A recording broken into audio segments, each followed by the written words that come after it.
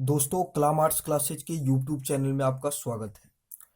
तो आज हम लोग 2020 बिहार बोर्ड में 2020 के जो हिंदी के प्रश्न पत्र आए थे, है ना, साइंस कॉमर्स आर्ट्स तीनों का, तो आज हम उसको हल करने जा रहे हैं।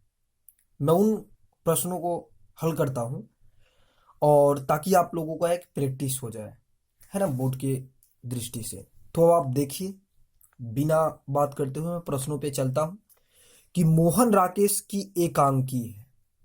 सिपाही की माँ मोहन राकेश की एकांकी है, जो अंडे के छिलके नामक संग्रह किताब से लिया गया है। सिपाही की माँ में मानक है। सिपाही का क्या नाम है? मानक। इसकी माँ का क्या नाम है? बिस्नी, है ना। बहन का क्या नाम है? मुन्नी। और प्रोसन का क्या नाम है? कुंती। ये सब सिपाही की माँ का पात्र है। सिपाही है मानक, जो बर्मा पे लड़ने गया है। उसकी माँ है बिस्नी और उसकी बहन कौन है? मुन्नी। और मोहन राकेश की एकांकी क्या है? सिपाही की माँ। अब है कि उसने कहा था, शीर्षक कहानी का उल्लेख है। ये प्रथम विश्व युद्ध का उल्लेख है। उसने कहा था चंद्रधर शर्मा गुलेरी की कहानी है। ये कहानी 1915 में सरस्वती पत्रिका में छपी थी और इस कहानी का नायक है लहना सिंह। कौन है? लहना सिंह। ये प्रथम विश्व युद्ध पर आधारित कहानी है। अर्धनारीश्वर का किस विधा से संबंध है? देखिए, अर्धनारीश्वर का किस विधा से संबंध है? तो अर्धनारीश्वर रामधारी सिंह दिनकर का क्या है? निबंध है। अर्धनारीश्वर रामधारी सिंह दिनकर का निबंध है। और ये निबंध जो है दिनकर का, ये अर्धनारीश्वर, ये 1952 में आया था। कब आया था ये निबंध? 1952 में आया निबंध। 1952 में ये निबंध आया था। ये शिव और पार्वती का मिथकीय रूप है। क्या? अर्धनारीश्वर। जूठन किस विधा की रचना है? जूठन आत्मकथा है। जूठन क्या है? आत्मकथा। और ये किसकी आत्मकथा है? ओम प्रकाश वाल्मीकि की। किसका है? ओम प्रकाश वाल्मीकि की आत्मकथा है। और ओम प्रकाश वाल्मीकि एक दलित लेखक माने जाते हैं। कैसे लेखक माने जाते हैं? दलित लेखक माने जाते हैं। और जूठन ओम प्रकाश वाल्मीकि की आत्मकथा है। तिरिछ कहानी के कहानीकार कौन है? उदय प्रकाश है। तिरिछ कहानी के कहानीकार। सूरसागर के रचयिता कौन है? सूरदास। देखिए, सूरदास भक्ति काल के कवि है। सूरदास जी किस काल के कवि है? भक्ति काल के कवि है सूरदास जी। और कृष्ण भक्ति शाखा के कवि है। किस भक्ति शाखा के? कृष्ण भक्ति शाखा के कवि है सूरदास जी। और ब्रज भाषा के कवि है। सूरदास जी किस भाषा के कवि है? ब्रज भाषा के कवि है। इनकी रचना मैं मानूं तो सूरसागर है।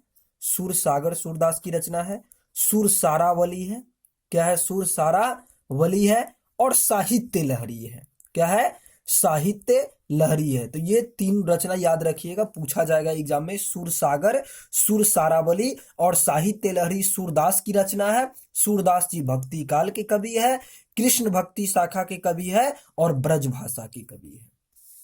पुत्र वियोग कविता के रचयिता है। तो पुत्र वियोग कविता के रचयिता सुभद्रा कुमारी चौहान है। पुत्र वियोग सुभद्रा कुमारी चौहान की कविता है और ये एक शोक गीत है। पुत्र वियोग किस टाइप की कविता है पूछे तो शोक गीत है। क्या है? शोक गीत। और सुभद्रा कुमारी चौहान की एक किताब है मुकुल। क्या है? मुकुल। मुकुल एक काव्य संग्रह है और मुकुल से ही ये पुत्र वियोग कविता लिया गया है। कोई पूछे कि पुत्र वियोग कविता सुभद्रा कुमारी चौहान की किस काव्य संग्रह से लिया गया है, तो मुकुल से लिया गया है। अब आप देखिए, बालकृष्ण भट्ट की रचना। बालकृष्ण भट्ट की रचना बातचीत क्या है? तो बातचीत एक ललित निबंध है और बालकृष्ण भट्ट भारतेंदु युग के लेखक हैं।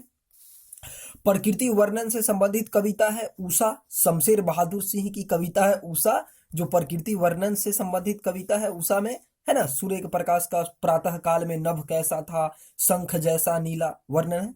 हंसते हुए मेरा अकेलापन के लेखक कौन है? मलयज है। मलयज जो डायरी लेखन में बहुत प्रसिद्ध है। तो हंसते हुए मेरा अकेलापन के लेखक कौन है? मलयज है। परगीत और समाज साहित्य किस विधा की रचना है? तो आलोचनात्मक निबंध है। परगीत और समाज ये आलोचनात्मक निबंध है और इसके है नामवर सिंह। इसके लेखक कौन है? नामवर सिंह। और नामवर सिंह बहुत बड़े आलोचक है। आपको पता होगा कविता के नए प्रतिमान, है ना, नामक इनकी जो है प्रसिद्ध कृति है। उसने कहा था कि रचना कब हुआ? उसने कहा था कहानी में अभी आपको बताया 1915 में प्रकाशित हुआ सरस्वती पत्रिका में। परगीत और समाज के लेखक कौन है? तो परगीत और समाज के लेखक नामवर सिंह है। दिगंबर का संधि विच्छेद क्या है? तो दिगंबर का दिक जोर अंबर, ये व्यंजन संधि है, क में हलंत होगा, दिक जोर अंबर। अंश का अर्थ क्या है? तो अंश का अर्थ होता है हिस्सा। अंश का क्या अर्थ है? हिस्सा। आस्तीन का सांप होना मुहावरे का अर्थ होता है कपटी मित्र होना। गरे मुर्दे उखाड़ना मुहावरे का अर्थ क्या है? पिछली बातों को याद करना, है ना। बरबे रामायण के रचयिता कौन है? तुलसीदास। तुलसीदास जी भक्ति काल के कवि है, राम भक्ति शाखा के कवि है। तुलसीदास जी की रचना क्या क्या है? कवितावली है, कवितावली पर से गीतावली है, गीतावली पर से कृष्ण गीतावली है, रामचरितमानस है ना, रामचरितमानस, विनय पत्रिका है, बरबे रामायण है। ये सब क्या है? तुलसीदास जी की रचना है। अधिनायक कविता के कवि कौन है? रघुवीर सहाय। ये रघुवीर सहाय अधिनायक कविता के कवि है ना, तार सप्तक के कवि माने जाते हैं रघुवीर सहाय। रघुवीर सहाय के बारे में आपको बताया था, हंसो हंसो जल्दी हंसो, लोग भूल गए हैं, सीढ़ियों पर धूप में, आत्महत्या के विरुद्ध, ये सब रघुवीर सहाय की रचना है। भूषण किस काल के कवि है? तो रीति काल के। भूषण रीति काल के रीतिबद्ध काव्य धारा के कवि। ज्ञानेंद्र पति की कविता है, तो ज्ञानेंद्र पति की कविता क्या है? ज्ञानेंद्र पति की कविता गांव का घर। गांव का घर किसकी कविता है? ज्ञानेंद्र पति की कविता संस्यात्मा के लिए। इनकी एक बहुत प्रसिद्ध किताब है ज्ञानेंद्र पति का संस्यात्मा, है ना।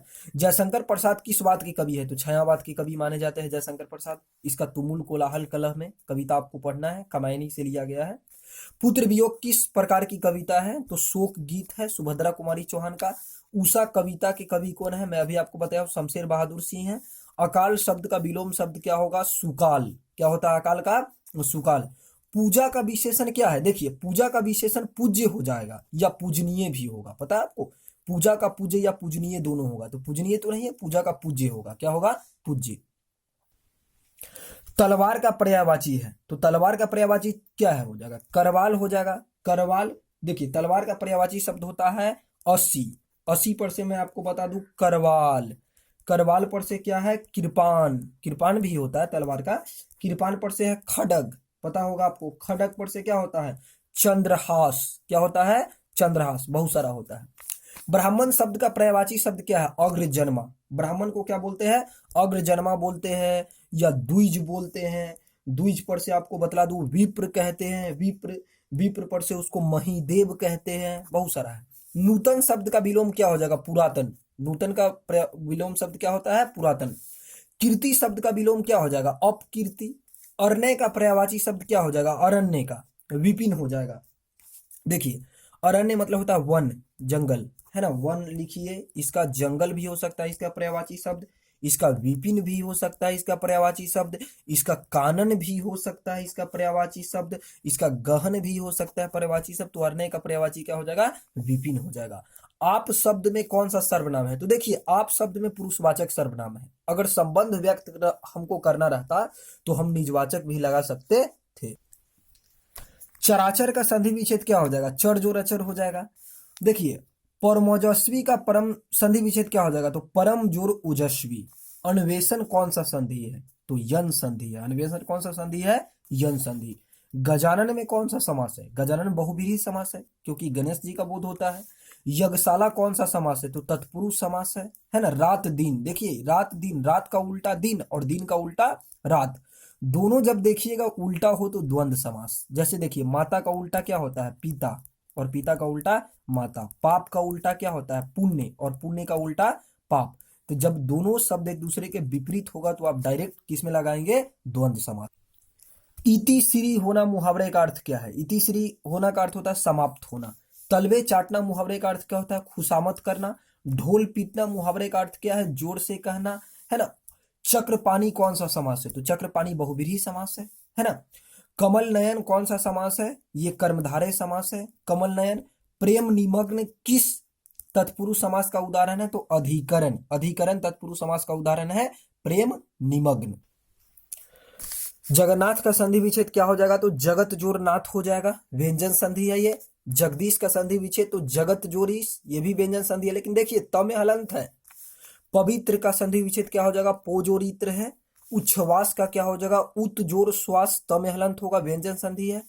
वांग्मय का वाक जोर में, क में भी हलंत होगा, ये भी व्यंजन संधि है। उत्कर्ष का विलोम शब्द क्या हो जाएगा? अपकर्ष। उत्कर्ष का विलोम शब्द क्या हो जाएगा? अपकर्ष हो जाएगा, उत्कर्ष का विलोम। अब आप आइए आगे, तो मैं आगे चलूँ इस क्रम में।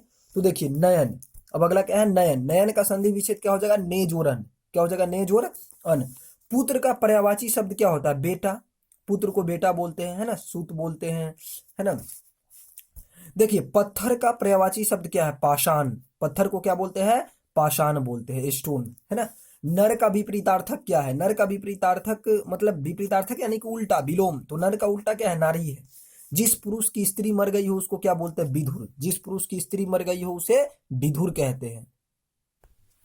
कान देना मुहावरे का अर्थ क्या है? ध्यान देना। देखिए कान देने का अर्थ होता है ध्यान दे के सुनना। हृदय का विशेषण क्या हो जाएगा? हार्दिक। हृदय का विशेषण क्या हो जाएगा? हार्दिक। महाशय का संधि विच्छेद क्या है? महाजोर आश्य। महाशय का संधि विच्छेद क्या हो जाएगा? महाजोर आश्य। बैठक में कौन सा प्रत्यय लगा है? तो क प्रत्यय। देखिए बैठक के कहिएगा तो मूल क्रिया है बैठ, और इसमें क प्रत्यय लग करके कौन सा शब्द बना है? बैठक। प्रत्यय शब्द के अंत में लगता है। लंबोदर कौन सा समास है? तो लंबोदर बहुव्रीहि समास है। गणेश भगवान का बोध होता है। तो दोस्तों अगर आपको वीडियो अच्छा लगा तो आप इसको लाइक कीजिए, सब्सक्राइब कीजिए हमारे चैनल को, है ना। अच्छी लगी तो, है ना, और इसे ज़्यादा से ज़्यादा शेयर कीजिए। इस क्रम में मैं आपको इंटर और बीए का वीडियो हमेशा डालता रहता हूँ। ये आपके लिए इंटरमीडिएट में भी मेरा चैनल फायदेमंद है और बीए में भी। तो थैंक्स आप देखने के लिए।